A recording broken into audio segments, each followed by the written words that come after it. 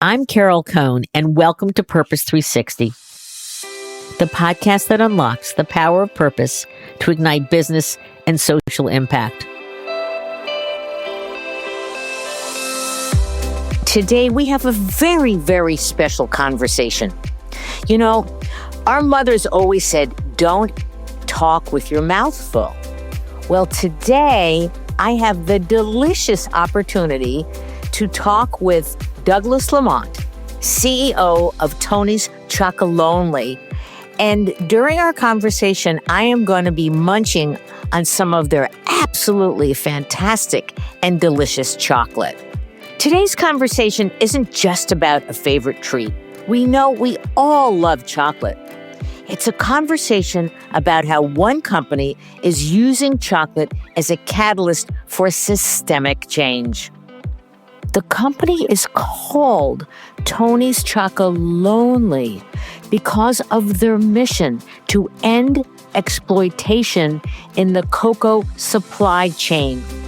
Right now, there is illegal labor on cocoa farms in West Africa, with more than 1.5 million children involved in child labor in Ghana and Cote d'Ivoire. In our conversation, Douglas shares the extraordinary journey of a company that wasn't founded by entrepreneurs looking to sell chocolate, but by journalists determined to expose injustice in the cocoa industry. It's a fascinating beginning story. You will be blown away by it.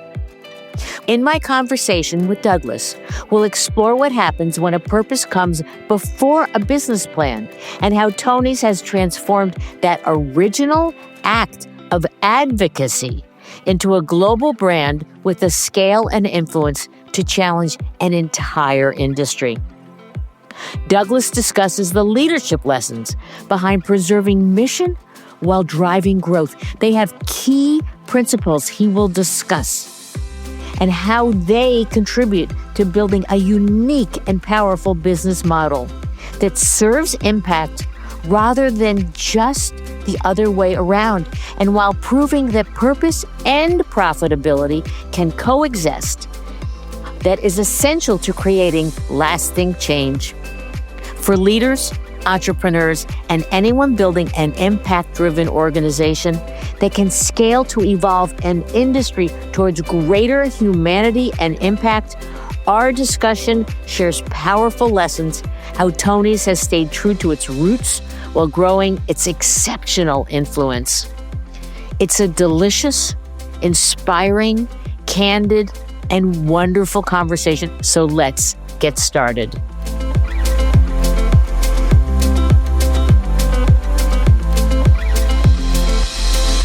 So welcome to the show, Douglas.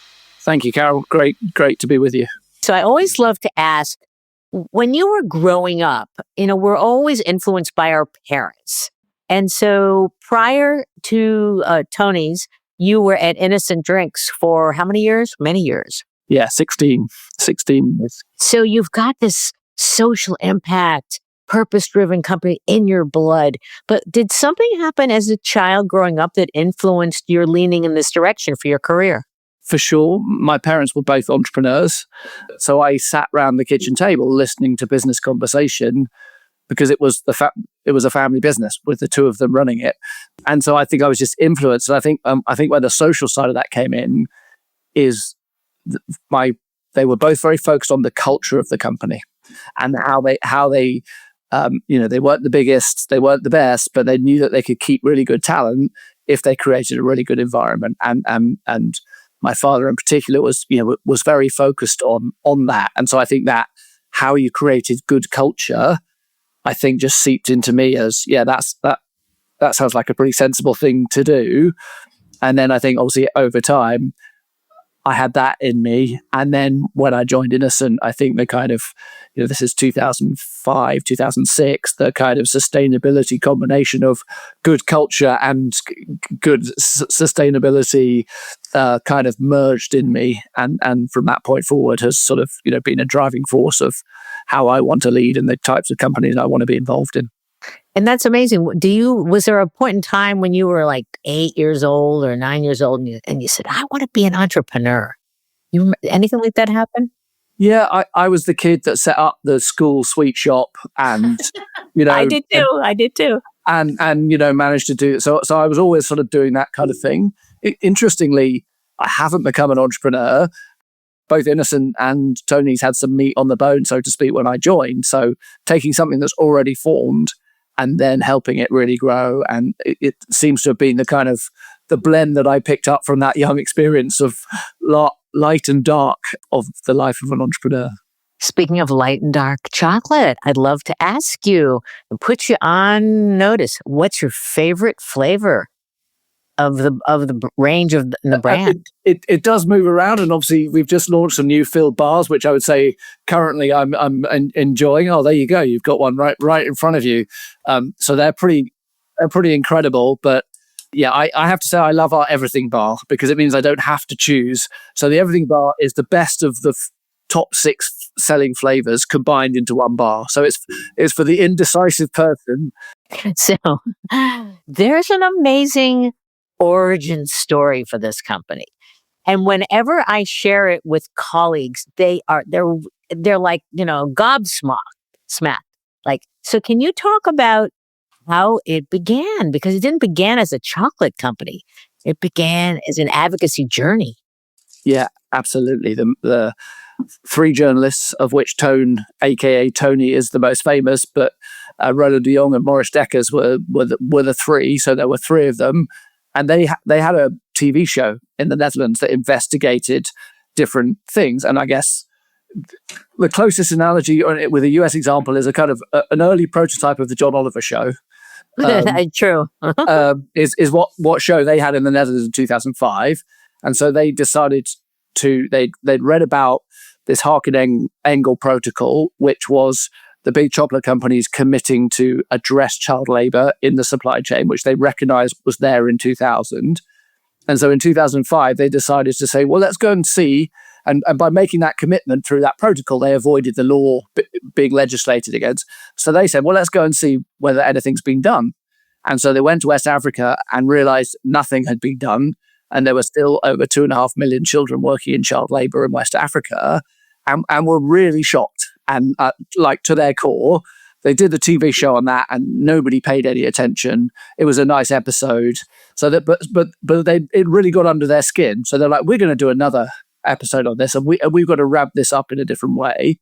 So what they did was Tone, who was the front guy, the man in front of the camera, basically walked into a police station and said, you need to arrest me because I've committed a crime. And the policemen are like, okay, who's this nutter? Right, nutter. Okay.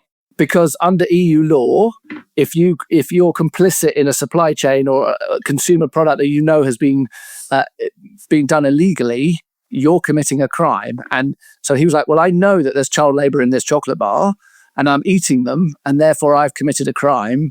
You need to arrest me. Arrest me, right. So and obviously this was being filmed and it was a TV show, but it went. They got it to the court. They managed to fly over some West African kids who had been involved in child labor, and so that really then caught the imagination. The way they were telling the story, and they were journalists, they were storytellers, caught the imagination of the Dutch public to say, yeah, there is a real issue here. We should think about this. And then the third episode, the third element of the series they did was then say, well, if none of the big chocolate companies are going to do anything about this, we need to set it up for ourselves. So then the equivalent of The Apprentice, Shark Tank, whatever, they went and said, well, how could we do this? And it was a stunt. They weren't thinking of setting up a business. They literally rang around to find how they could make a bar, how they could get ethically sourced cocoa. And Charlie and the Chocolate Factory, the Johnny Depp one, was being launched in the Netherlands in 2005. They set up a gorilla stall next to that premiere and told everyone they were going to be there. And of course, their queue, because they had a massive queue. They sold 5,000 bars on day one. Everyone was saying, can we have bars? Can we have bars? And they thought, actually, yeah, let's really put our money where our mouth is and set up a company and do this for real. And that's where Tony's was born. But I think the really important thing is that the impact and the mission came first before even the business. So the business wasn't even in the picture at the beginning. And then obviously the business came as a way to serve the mission. And I think that's a really important fundament, and why we say we're an impact company that makes chocolate, not a chocolate company that has impact. You're very much the model of Body Shop. Exactly. Then Anita Roddick, bless her soul, she left us way too soon. But she always said she wanted to use the Body Shop as a framework for people who were indigenous cultures that were making all these incredible products, and they needed to have fair wages and things like that, and give them the soapbox. And that's what the early years, the Body Shop. So kudos to you. How many years did it take for Toon, who then became Tony, easier for us to say, became a real company that was, that had policies and procedures and sourcing and so I think the first 4 years were pretty chaotic, particularly as 3 journalists didn't know how to run a company and knew how to do TV programs. But they got it up, they got it off the ground. In 2010, they sold a portion of the company, or a significant portion of the company, to Henk-Jan Beltman, who had actually worked with me at Innocent previously. Oh, that's a connection. Who was based in the Netherlands, who saw the opportunity to say, I can take this amazing purpose and I can put if you like, some professionalization around it in terms of FMCG best practice to scale it and to make sure that we deliver on the mission. And so I think it was the combination then of the founders and Henk-Jan, who then post 2010, you really started to see the business scale in the Netherlands. And then the sort of international journey, I would say, beyond the Netherlands started in kind of 2016, 2017 in the US, in the UK, and in a few other markets. So you were approached. Now you're at Innocent. You've got a great business. I mean, it's huge. It's global, wonderful product, great ethos. And then you're approached about Tony's, and it's not that developed. Can you share how your son, you said that when he was 8 and you told him that you were leaving? It's a wonderful little anecdote. Yeah. So obviously, my son used to get a lot of kudos from me being CEO of Innocent because it's far more interesting. Most of the dads were lawyers or bankers or whatever, and no one knows what that means when you're 8 years old. But if your dad's CEO of Innocent, cool drinks product that's in their fridge, you get a lot of kudos. So when I told him that I'm leaving, his bottom lip started to wobble and he was looking a bit sad, but I quickly followed him with, but don't worry, I'm going to be the CEO of Tony's Chocolonely.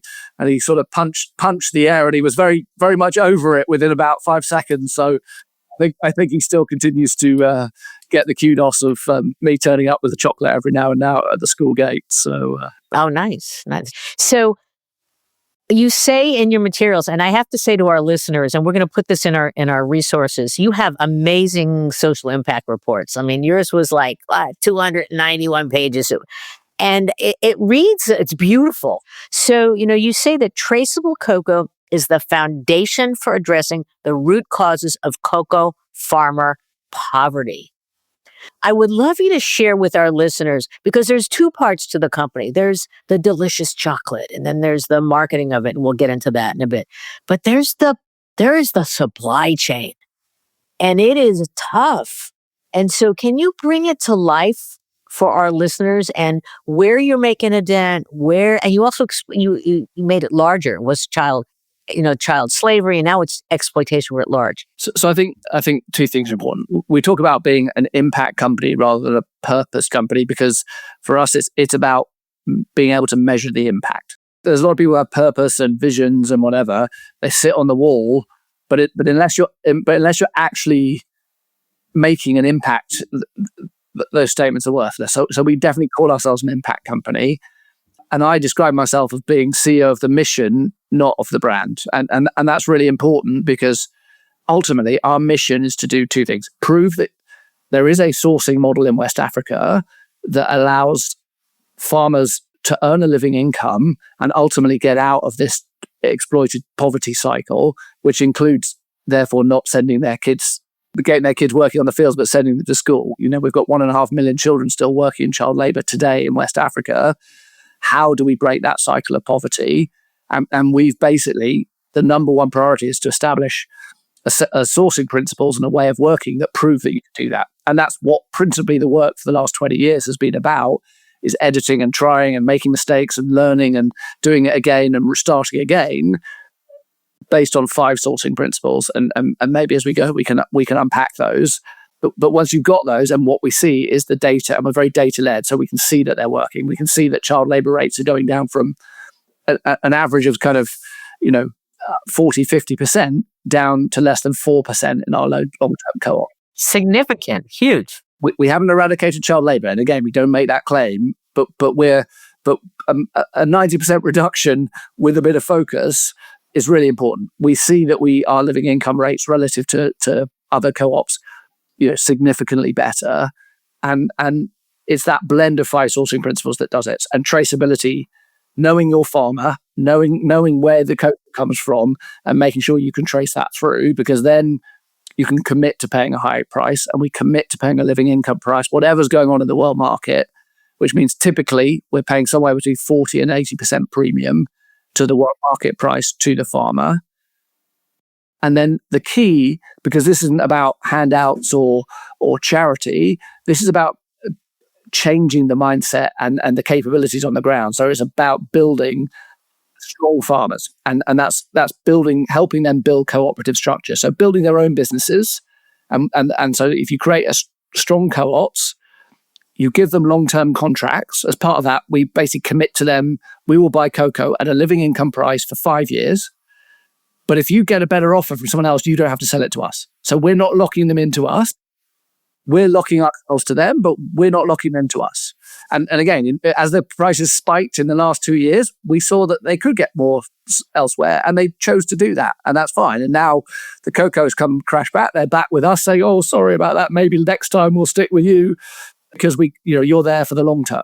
And again, which then allows them to invest in productivity, invest in quality, invest to send their children to school, because they have the confidence they're going to get the right price for their cocoa, rather than having to ask their children to work on the farm because they can't afford to hire labor and have productivity groups coming round and all the rest of it. So that model is working. You then need to scale that model, because otherwise the big guys then pat you on the head and say, "Well, it's really nice, Tony's, but you're a micro pilot and we're big proper companies and it won't work at scale." So then that's where the rest comes in. That's where Tony's Chocolonely comes in. It's like, well, okay, I'll prove that I can scale this by scaling a brand that requires lots of beans, so you can scale that. What we realized, and again, great credit to my predecessor, Heng Yan, in 2018-19, he realized that however fast Tony's was going to scale, even if we got to $1 billion brand, we wouldn't be big enough to prove that the model worked at scale. So he set up this thing called Tony's Open Chain, which said, actually, anyone can have our beans. If you're a competitor, if you're a private label provider, source your beans through us, and we can scale faster, and we can prove this change model works at scale. And so that's what's happened. Obviously, Tony's has scaled a lot, but more importantly, so has our open chain partners. So whether it's Ben & Jerry's, whether it's big retailers like Waitrose in the UK or Albert Heijn in the Netherlands, all source their cocoa through us. And as a result, just about 40% of our cocoa is sourced for other people, and we're almost twice as big as we would be otherwise, which is how you get to prove it. And that's what impact looks like. Collaborating in the supply chain rather than just trying to maximize it and keep it as your own secret source is really what we're about. That's what an impact company does. Right. A very expansive mission. Exactly. And I love the fact that you are about the relationships that you build with your farmers. And so can you share the 5 principles? Because I think they are very intentional. You're an intentional company. Yeah. So again, just sort of running through the headlines. So it's traceability. It's paying a higher price, committing to a living income price. It's building strong farmer networks through the cooperatives. It's committing to them for the long term, but an asymmetric contract so they don't commit to you. And it's supporting them with quality and productivity programs. And whilst it's not a sourcing principle, what we do alongside that is child labor monitoring. So to make sure that if you do that bundle, does it increase their living income and does child labor go down? So those are, if you like, our 2 key output measures from applying those 5 sourcing principles. And what we see is that model is working, but it, as you say, very intentional, very dedicated. I've got 25 people on the ground in West Africa working directly for us. So we're not at a distance. We're hands-on in this building those relationships. We know those farmers. We visit every household every year ourselves. So it's pretty deep. It comes through the taste of the product. So, and you're very soulful, which is, what Tony's is all about. I would love, your reporting, by the way, is incredibly transparent, and you report on good and you report on bad. And why do you do that? What we're trying to, in our mind, in the change model we have, what we're trying to do is talk about the issues, because only until you talk about the issues or shine the light on them can you do something about them. And so yeah, we talk about the fact that we find child labor cases, and we happily publish and say we found 1,200 cases, but this is what we did about them. This is how we've remediated them. This is how quickly we've addressed the issues, and by talking about them, what we hope is it normalizes it as a conversation, so that then the big guys who will be sitting on much worse numbers, but they're so fearful of the backlash if they ever said it, actually acknowledged it, they don't, and therefore they don't say anything about it, and they're trying to not, and therefore they don't act on it, because it's like, well, if the problem doesn't exist, what are we acting on? So my wish for all big companies, and this doesn't apply just to cocoa, is that there's this amazing year where we have a moratorium and everyone gets to put their SHIT on the table and say, right, this is our starting point. Our only commitment from now forward is we're going to improve. That's great. We'll be in a much, much better place. I want to talk about the role of a CEO in building a social impact brand. Many of our listeners want to be Douglas Lamont in some years. They want to be at a company like that. So what's your advice to them on how you are managing and growing the company to make it real and authentic? Yeah, so I think two things. As I said earlier, I see myself as CEO of the mission, not of Tony's Chocolonely, the brand. And that's really important, because it drives the kind of decisions that I make as the leader of the company. But I have to prove also that Tony's Chocolonely is a profitable company, because otherwise the other objection is, yes, the supply chain scales, but you don't make any money. Like, yeah, you've got lots of revenue, but you don't make any money because all your supply chain stuff's so expensive. That's another reason for us not to act. So my job is to remove the barriers. I am curious about a couple of things. You have so many structural things that you do that's very fascinating. You have 2 governance tracks. You have mission guardians, which I love, and Seth Goldman is one of them. And we've had him on Purpose 360. Is Just Iced Tea, fabulous product. And then you have a supervisory. So why do you have the 2? So the supervisory board is what anyone would consider a classic board. So it's a mix of your shareholders and some non-execs with the senior management team. So that's kind of normal. It's just in the Dutch wording, it's called a supervisory board. The mission lock is something different again.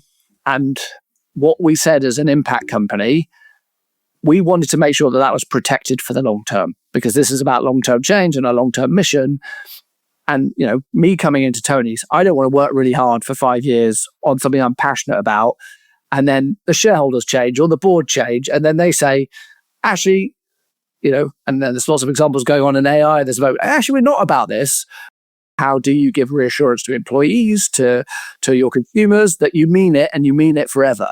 And so what the mission lock does, we basically, and again, all my shareholders supported this, including my private equity backers, gave a golden share to 3 mission guardians whose only responsibility and their only governance responsibility is to look after the mission. And the mission's quite tightly defined against the 5 sourcing principles. So it's not completely open-ended, but it's saying Tony's 5 sourcing principles, and those are written down and said the management's job is to make sure that those 5 sourcing principles and the mission to end exploitation are fully served.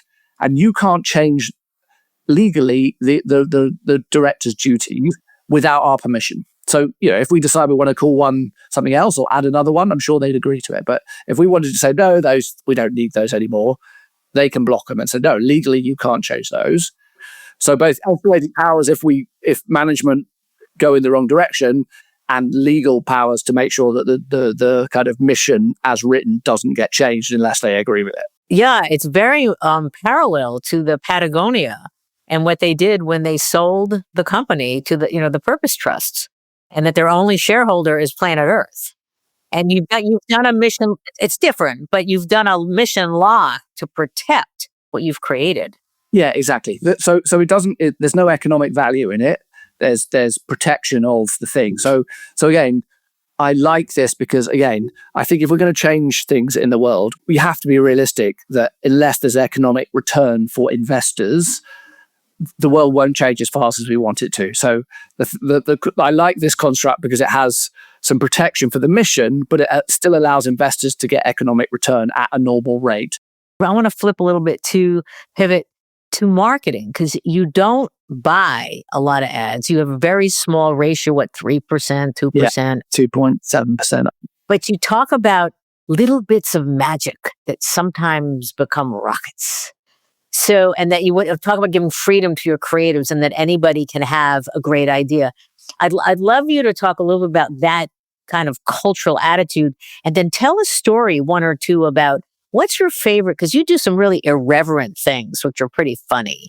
So maybe you've got one or two that you go, wow, here's a bit of magic that just took off. Yeah, I think one of my sort of marketing heroes, Adam Morgan, who wrote Eating the Big Fish, Challenger brand. He was kind of the godfather of the Challenger brand world. He wrote another book called The Beautiful Constraint. And I think I think the lovely thing about having no money to do marketing, because we're paying farmers the right price in the early days, is that it just forces you to be creative. At Tony's, it's always been about how do we tell stories in a bold, earned way. That journalistic DNA was like, well, we're good at telling stories, and how do we encourage people to tell stories and communicate? I guess that some of the best examples, again, the bar itself, and for those who've never had a bar of Tony's, when you open it, it's unequally divided. So why is it unequally divided? Because the cocoa industry is unequally divided. And also, even within that, there's a hidden map of West Africa within those unequally divided pieces. So it goes to the origin story of where we source our cocoa from. And some of these hidden gems that we don't actually tell people about, but then someone discovers, they tell their friend, and then they feel like they're part of our club, because it's also a bit about discovery. It's about clear storytelling that tells, but also hidden things that feel like discovery and therefore connection. That's some of the things we do. I guess one of the more upfront ones we do is we have an advent calendar every year. And on day 10, we leave out the chocolate on day 10. And so when the person buying the bar or the kids open it on day 10, there's no chocolate inside. And of course, outrage, like, I've paid this for this. But of course, what we do is we explain the cocoa industry is unfair. We tell the story. And in the first years, we didn't have another one in there, and we got so much coverage, so much whatever. But we decided the following years we put we'd help them catch up the day after. But again, we haven't gone, oh, how are we really nice to consumer? Make it a seamless consumer experience. We jab things in to make people pay attention. And yeah, we get lots of positive and negative coverage for that advent calendar every single year. The 10th of December every year, the right wing UK, for example, are up in arms. GB News is like, it would be Fox News. Oh my God, this woke company doing this. But it creates a conversation. We have this, effectively what we do: create awareness, lead by example, inspire to act, and create awareness by putting friction in the system. And the unequally divided bar, some people hate it. They're like, oh, it breaks badly, and you've done it because you want me to eat more. And please, if you change one thing, just make it normal squares. And I'm like, over my dead body, we're never going to make it. Exploitation is finished, and all the big chocolate companies are paying a living income. Then I might think about it. But while the industry is unequally divided, it's just a great storytelling. It's about creating conversations rather than telling. It's about creating a conversation and creating a reaction. That's our marketing model, and why. Like in the US, we've gone from nothing in 2017-18 to over 100 million of sales now, and we spend about $1 million to $1.5 million on our marketing in the US. I will be remiss if I don't ask the question. And when I was Chocolonely, that's what I always thought. And then when I realized it's Chocolonely, Can you explain why is it Chocolonely? And then I've heard you've had some really cool promotions around that. Like ask a man on the street, what do you think of this? So the reason it's Chocolonely is because Tone and the other two journalists, Morris and Roland, felt like they were on a lonely journey to change the chocolate industry. And so that was the origin. Actually, they, as part of this TV film, they went to see Ben and Jerry's and they were like, for whatever you do, don't call it Tone's Chocolate. Because if you want to be a global brand, Tone is the Dutch name for Tony. Call it Tony's. And then they came up with Chocolonely about that lonely journey of change. Obviously, our job is to become less and less lonely over time. And that's what Open Chain and we have the people that join we call mission allies. And that open chain is our whole part of becoming less lonely. So we don't want to stay lonely forever. The whole point is to change the industry and have more and more people applying the 5 sourcing principles, either through us or for themselves. So I can't wait for the day when you change the name of the company to Choco No Longer Alone. Exactly. I mean, but if we ever got there, and I think it's a long road, we might think about it, because why not? That would be a story. That would be more storytelling, right? That's great. As I said earlier, there are a lot of young people or mid-stage professionals that would love to work in a really authentically purpose-driven company like Tony's, or they ultimately want to rise up the ladder to your job. What advice do you give them early in their careers so that they can get on this interesting road? So the advice I give to everyone who started their career, age between 20 and 35, I would say, don't think about going up fast, up one stream. Think about it like a career climbing wall. You're way more valuable to me in what I would call a mid-tier entrepreneurial company if I know you can turn your hand to a number of things. And so I'm not interested in people who have risen to level 42 in their corporate jargon. I'm interested in people that have done 6 or 7 different types of roles during their early 20s. So go for variety rather than height, and breadth rather than height in your 20s. Because whilst it feels important, and yes, your friend will have a one higher ladder up on the company car scheme because he's got promoted and you haven't. But if you've done 3 jobs at one level, you will go past them. So build variety of experience in your 20s will pay huge dividend. And particularly if you want to join a mid-tier company, because basically what I look for is, yes, smarts and capability and some experience in a particular thing. But I look for this: people that have rolled their sleeves up, can roll their sleeves up. Roll their sleeves up. Okay. I like it. Because otherwise, also people go really high up, go fast up a ladder, and then they go, oh, but yeah, I want to come and do marketing at Tony's.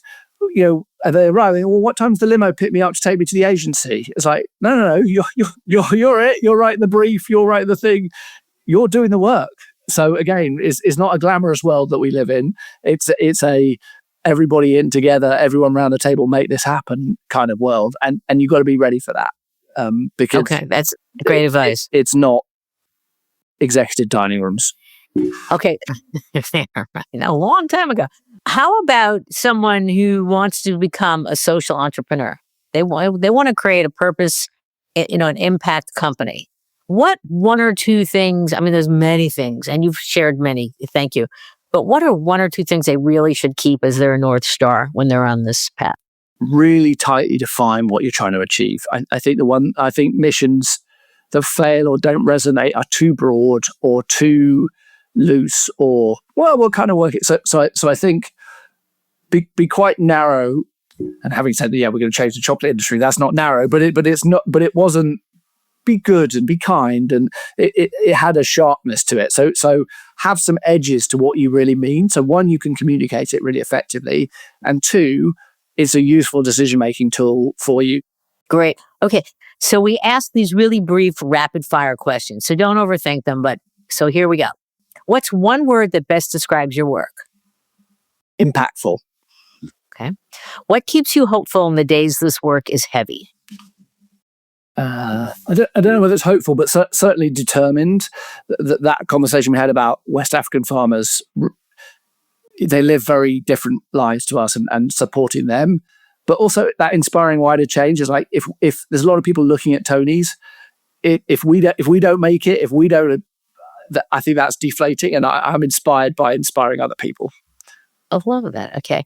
What's one lesson you've learned from Tony's that you couldn't have learned anywhere else?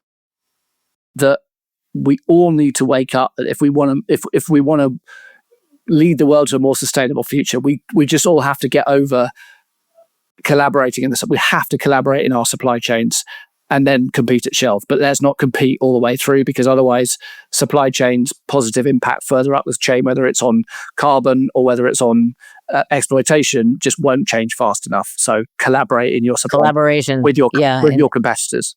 Yeah, and that takes courage and vision and generosity. Yeah, all of those things. What's one small action people can take today, so just an average person, to advance purpose or create impact in their own communities? I think start small. Do one thing better. Like, make one thing in your community better. Don't be ambitious. Try it. I think the dopamine you'll get from that means you'll do more of those.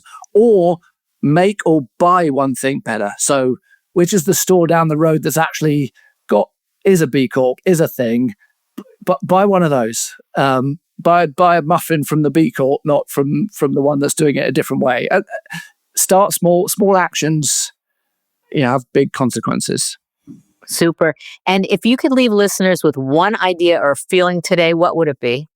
Well, you quoted her earlier, and she is sort of one of my inspirations, but you referenced her earlier, Anita Roddick. I think her famous quote is, if you think you're too small to make a change, have you ever tried to go to bed with a mosquito? A mosquito.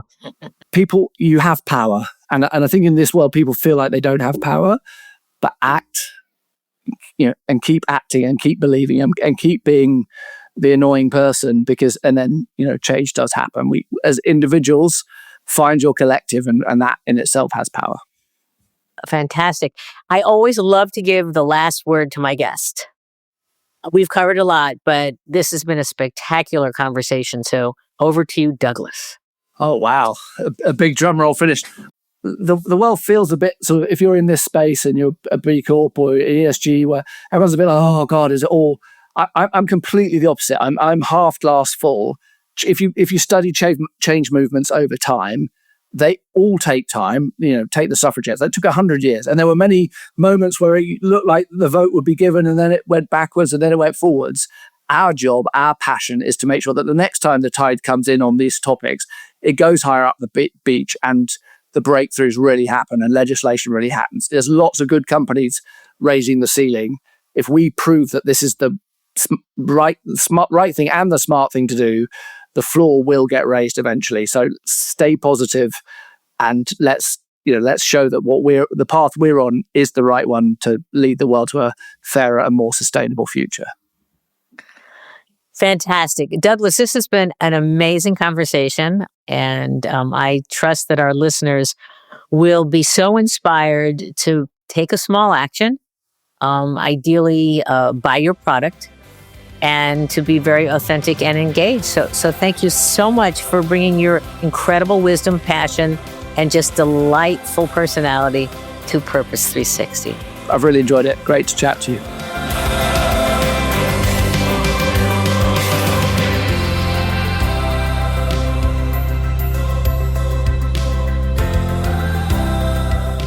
This podcast was brought to you by some amazing people, and I'd love to thank them. Ann Hundertmark and Kristen Kenny at Carol Cone on Purpose, Pete Wright and Andy Nelson, our crack production team at True Story FM, and you, our listener. Please rate and rank us, because we really want to be as high as possible as one of the top business podcasts available, so that we can continue exploring together the importance and the activation of authentic purpose. Thanks so much for listening.